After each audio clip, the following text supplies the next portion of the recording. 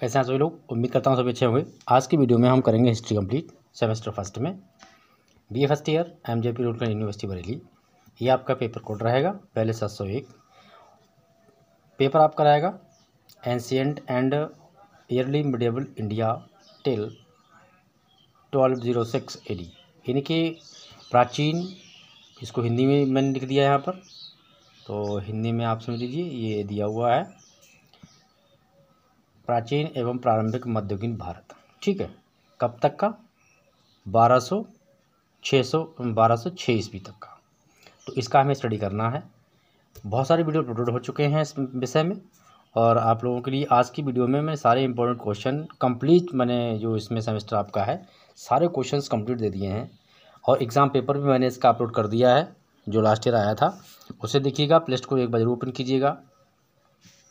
और यहाँ पर ये आपका टाइम रहेगा, या ये 75 मार्किंग रहेंगी, और आपकी 25 जो मार्किंग है वो रहेगी आपकी कॉलेज बेस पर, जिसे मिड टर्म एग्ज़ाम भी कहते हैं। तो 1 बाय 1 करके सारे क्वेश्चंस हम एक बार को स्टडी कर लेते हैं, समझ लेते हैं। और वीडियो को अपने दोस्तों को भेजिएगा, अपने दोस्तों को जोड़िएगा, खुद भी जुड़िएगा। टेलीग्राम चैनल का लिंक भी आपको मिल जाएगा, और आपको व्हाट्सएप का भी मेरा चैनल है बी स्टडी ऑल सब्जेक्ट नाम से व्हाट्सएप चैनल है, उसको भी आप सब्सक्राइब कर सकते हैं, वहाँ फॉलो कर सकते हैं। इंस्टाग्राम आईडी है हेमेंद्र यादव 7071, उसको भी फॉलो कर सकते हैं। तो इन सब का लिंक आपको डिस्क्रिप्शन में मिल जाएगा, जहाँ मैं छोटी छोटी जानकारी आपको देता रहता हूँ। चलिए, लेटेस्ट इंपॉर्टेंट क्वेश्चन है, ये बिल्कुल सिलेक्टेड है, जो कि पेपर में आपके आने वाले, जो लिखा है यहाँ पर परीक्षा में आने वाले महत्वपूर्ण प्रश्न। इन्हीं में से परीक्षा में क्वेश्चन आएंगे, आउट ऑफ एक भी क्वेश्चन नहीं जाएगा। और आप जो पुराना जब वीडियो देखेंगे एग्ज़ाम पेपर का, तो उसमें आप इसको आप मैच भी कर सकते हैं। पहला क्वेश्चन है, वेरी मोस्ट इंपॉर्टेंट है। इतिहास का अर्थ बताते हुए इतिहास पर जो भारतीय इतिहास पर जो भारतीय अवधारणा है, हमारी अवधारणा कैसी रही है, उस पर आपको भारतीय अवधारणा पर प्रकाश डालना है, इतिहास का अर्थ बताते हुए। नेक्स्ट क्वेश्चन आपका है, अगला क्वेश्चन आपका है कि प्राचीन भारत के इतिहास के स्रोतों की व्याख्या कीजिए। कि प्राचीन भारत के इतिहास के स्रोत कहते हैं कि जिसके माध्यम से हमें इतिहास के बारे में जानकारी मिलती है, भारत के प्राचीन इतिहास के बारे में, उन स्रोतों के बारे में आपको व्याख्या करनी है और विस्तारपूर्वक इसकी चर्चा करनी है। चलिए क्वेश्चन आपको देख लेते हैं, आगे बताते हैं। और इसमें शॉर्ट क्वेश्चन जो थे मैंने अपलोड कर दिए हैं, और इसमें वही क्वेश्चन है जो कि मेन है। ठीक है, जो अथवा में आते हैं वो मैंने नहीं दिए हैं, और जो कभी कभी मल्टीपल क्वेश्चन पूछ सकता है, वो क्वेश्चन आपको ज़्यादातर मिड टर्म में पूछ लेते हैं, तो उनका वीडियो भी मैंने अपलोड कर दिया है। ठीक है, ऑब्जेक्टिव टाइप से, वो भी काफ़ी इंपॉर्टेंट रहेंगे आपके लिए। तो अगला क्वेश्चन इसी में है कि प्राचीन भारतीय इतिहास के विभिन्न स्रोतों का आलोचनात्मक मूल्यांकन कीजिए। कि जो प्राचीन भारतीय इतिहास के जो विभिन्न स्रोत हैं, जिनका माध्यम से हमने इसकी जानकारी इकट्ठी की है या हमें जानकारी मिलती है, उसका आलोचनात्मक मूल्यांकन करना है। ठीक है, उसमें कमियाँ ढूंढनी है। नेक्स्ट क्वेश्चन है आपका, सिंधु घाटी की सभ्यताओं की व्याख्या कीजिए। जो सिंधु घाटी की सभ्यता है, सभ्यता में जो विशेषताएँ हैं सिंधु घाटी की, वो क्या है, क्या खास बात वहाँ रही है, तो इसका क्वेश्चन भी आपको मिल जाएगा। प्लेलिस्ट ओपन करते रहिएगा। जो भी सब्जेक्ट आपके पास है, फर्स्ट सेमेस्टर में मैंने वीडियो अपलोड किया है, छोटा सा वीडियो था कि तैयारी आपकी नहीं हो पाई है, कोर्स पूरा नहीं है, तो आप इसके लिए आप हमारा जो है एक बार वो वीडियो देख लीजिएगा। मैंने बहुत सारे सब्जेक्ट पढ़ाए हैं। क्वेश्चन नंबर 4 है, सिंधु घाटी की सभ्यता में रहन सहन, धर्म एवं वास्तुकला पर प्रकाश डालिए। यानी सिंधु सभ्यता में, ऐसे समझ लीजिए, सिंधु सभ्यता के समय जो लोगों का रहन सहन, धर्म और वास्तुकला किस प्रकार की थी, वो तो उसके बारे में आपको बताना है। अगला क्वेश्चन आपका है, सिंधु घाटी या फिर हड़प्पा सभ्यता। देखिए, सिंधु घाटी और हड़प्पा सभ्यता, इन दोनों का एक ही मतलब है, दोनों एक दूसरे के पर्यायवाची हैं। कि सामाजिक, आर्थिक एवं धार्मिक जीवन की व्याख्या कीजिए। सिंधु घाटी सभ्यता और या हड़प्पा सभ्यता की जो उस समय की जो सामाजिक स्थिति थी, आर्थिक स्थिति थी या धार्मिक स्थिति थी, जीवन था, वो कैसा था, तो उसके बारे में आपको बताना है। अगला क्वेश्चन आपका है कि ऋग्वैदिक काल में आर्यों में की सामाजिक एवं धार्मिक स्थिति की व्याख्या कीजिए। ऋग्वैदिक काल में आर्यों की सामाजिक और धार्मिक स्थिति कैसी थी, क्या करते थे, कैसे रहन सहन था उनका, तो उसके बारे में आपको बताना है। प्लेलिस्ट जो ओपन कीजिएगा, जो इस क्वेश्चन का आंसर ना मिले कमेंट में बताइएगा, उसका आंसर हम प्रोवाइड करा देंगे आपके लिए। मौर्य साम्राज्य की स्थापना एवं इसके सुदृढ़ीकरण, ठीक है, इसके सुदृढ़ीकरण में चंद्रगुप्त मौर्य की भूमिका का मूल्यांकन कीजिए। सबसे पहले मौर्य साम्राज्य में चंद्रगुप्त मौर्य बहुत ही इंपॉर्टेंट कैरेक्टर थे, ठीक है, पात्र थे, तो इनके बारे में आपको बताना है। अगला क्वेश्चन आपका है मौर्य साम्राज्य के पतन के लिए अशोक, जो अशोक महान जिसे हम लिखते हैं अशोक सम्राट कहते हैं या अशोक महान कहते हैं, तो वो किस सीमा तक उत्तरदायी था। अगला क्वेश्चन आपका है चंद्रगुप्त मौर्य के प्रशासन की प्रमुख विशेषताओं का उल्लेख कीजिए। चंद्रगुप्त जो मौर्य थे उनके प्रशासन जो राजकाज का सारा सिस्टम था किस प्रकार का था, किस प्रकार कार्य करता था, वो सारी विशेषताएं पता नहीं आपको। क्वेश्चन नंबर अगला है अशोक का धम्म क्या था। अशोक ने जो धम्म की स्थापना की थी वो क्या था और इसके प्रसार प्रचार के लिए उसने क्या क्या उपाय किए, क्या क्या तरीके अपना उसके प्रचार को करने के लिए, लोगों तक पहुंचाने के लिए, समझिए। सम्राट अशोक के साम्राज्य की राज्य सीमा की व्याख्या कीजिए। इनके सम्राट अशोक जो थे उनके साम्राज्य की सीमा कहाँ तक थी, ठीक है, या फिर कहाँ तक उन्होंने राज्य किया। गुप्त कौन से, अब यहाँ पर आ गया आपका गुप्त वंश, ठीक है। तो गुप्त वंश के प्रथम शासक चंद्रगुप्त प्रथम के शासनकाल का संक्षिप्त परिचय दीजिए, ठीक है।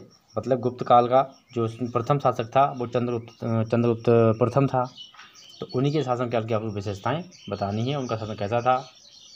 अगला क्वेश्चन गुप्त काल की शासन पद्धति का मतलब वर्णन कीजिए, उनकी पद्धति कैसी थी। अगला क्वेश्चन आपका गुप्त वंश के इतिहास के स्रोतों पर टिप्पणी लिखिए। जो गुप्त वंश है उसके इतिहास के बारे में या उसके इतिहास की जानकारी जिन स्रोतों के माध्यम से मिलती है तो उन स्रोतों के बारे में आपको टिप्पणी लिखनी है। अगला क्वेश्चन समुद्रगुप्त को भारतीय नेपोलियन कहा जाता है, वो कहाँ तक कहना सार्थक है या ठीक है या नहीं है। तो चंद्रगुप्त की विजय के आधार पर किस कथन की मतलब कि इस कथन की व्याख्या कीजिए। चंद्रगुप्त के इस कथन की व्याख्या कीजिए। अगला क्वेश्चन आपका है कि चंद्रगुप्त द्वितीय, इसको हम चंद्रगुप्त विक्रमादित्य के नाम से भी जानते हैं, ठीक है। तो इनके जीवन की उपलब्धियों की आपको व्याख्या करनी है, क्या क्या उन्होंने उपलब्धियां की थी, उन्होंने क्या क्या अचीवमेंट किए उनके बारे में। अगला क्वेश्चन आपका है कला एवं साहित्य के क्षेत्र में गुप्तों का योग, ठीक है, प्राचीन भारत के चरम विकास का प्रतिनिधित्व करता है, ठीक है। कला एवं साहित्य के क्षेत्र में गुप्त काल में कला एवं साहित्य के क्षेत्र में काफ़ी प्रगति हुई, काफ़ी विकास हुआ, तो किस प्रकार से ये मतलब प्रतिनिधित्व करता है, तो आपको इस कथन को व्याख्या से समझाना है, विस्तार पूर्वक बताना है। अगला क्वेश्चन गुप्त काल यानी कि गुप्त वंश के विनाश की क्या कारण थे। जो गुप्त काल का विनाश हुआ था, पतन हुआ था, वो क्यों हुआ था, उसका कारण क्या था। अगला क्वेश्चन ह्वेन-सांग कौन था। 7वीं शताब्दी के भारत के विषय में उसने क्या लिखा था। अपनी एक पुस्तक उसने लिखी है भारतीय यात्रा, तो उसमें जो ह्वेन-सांग ने भारत के बारे में क्या क्या विचार किए लिखे हैं, तो उसके बारे में आपको बताना है।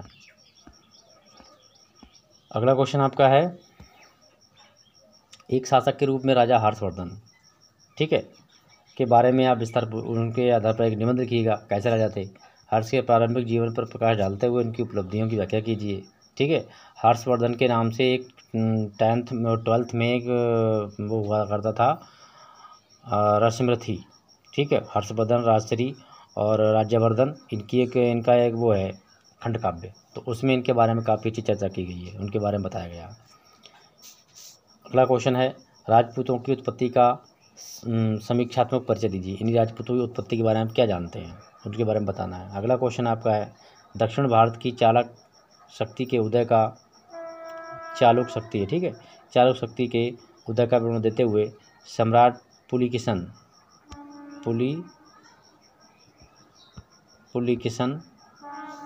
की उपलब्धियों की व्याख्या कीजिए।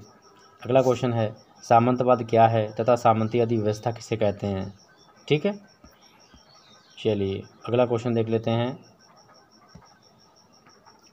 भारत में सामंतवाद के उदय पर प्रकाश डालिए और उसकी विवेचना कीजिए। भारत में सामंतवाद क्या है, ठीक है जी। अगला क्वेश्चन है हिंदू धर्म में कितने तरह के संस्कार होते हैं।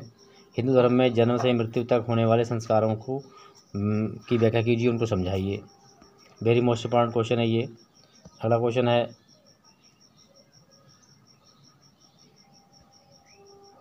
महमूद गजनवी, ठीक है, महमूद गजनवी के आक्रमण का संक्षिप्त परिचय दीजिए। महमूद गजनवी ने भारत पर जो आक्रमण किया था उसकी आपको समीक्षा करनी है। अगला क्वेश्चन आपका है कि मोहम्मद गौरी के विषय में आप क्या जानते हैं। उनके बारे में बताइए। दोनों ने आक्रमण किया था, लेकिन दोनों के उद्देश्य अलग अलग थे, ठीक है। एक राज्य करना चाहता था और दूसरा जो था यहाँ का माल खजाना लूटकर अपने देश ले जाना चाहता था, गजनी।